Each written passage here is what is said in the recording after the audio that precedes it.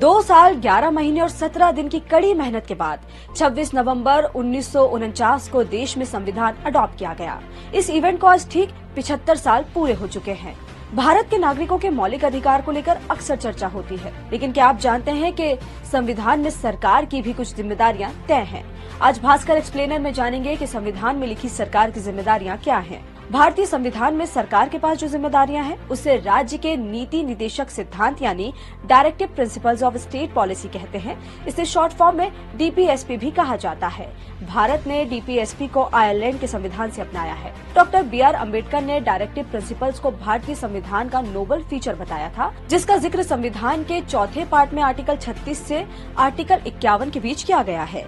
इन 15 articles में दिए सिद्धांत सरकार को कानून और योजनाएं बनाने के दिशा निर्देश देते हैं। डायरेक्टिव प्रिंसिपल्स के तहत सामाजिक और आर्थिक बराबरी सुनिश्चित करना है। भारतीय संविधान निर्माण के लिए बनी सप्रू कमेटी ने 1945 में मौलिक अधिकारों को 2 कैटेगरी में बांटने की सिफारिश की थी। पहली न्याय संगत यानी जस्टिफाइबल और दूसरी गैर न्याय संगत यानी नॉन जस्टिफाइबल।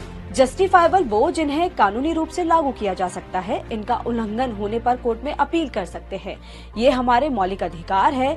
वहीं नॉन जस्टिफाइबल वो अधिकार है जिन्हें कानूनी तौर पर लागू नहीं कराया जा सकता। इन्हें डायरेक्टिव प्रिंसिपल्स के तौर पर संविधान में शामिल किया जा सकता है। डायरेक्टिव प्रिंसिपल्स को मौलिक अधिकार में शामिल न करने के पीछे संविधान सभा का मानना था कि अभी भारतवासियों को बहुत से अधिकार देने हैं और भारत उस वक्त उतना सक्षम नहीं था कि वो सारे अधिकार नागरिकों को दे सके। इसलिए पूरा वीडियो देखने के लिए डाउनलोड करें दैनिक भास्कर ऐप।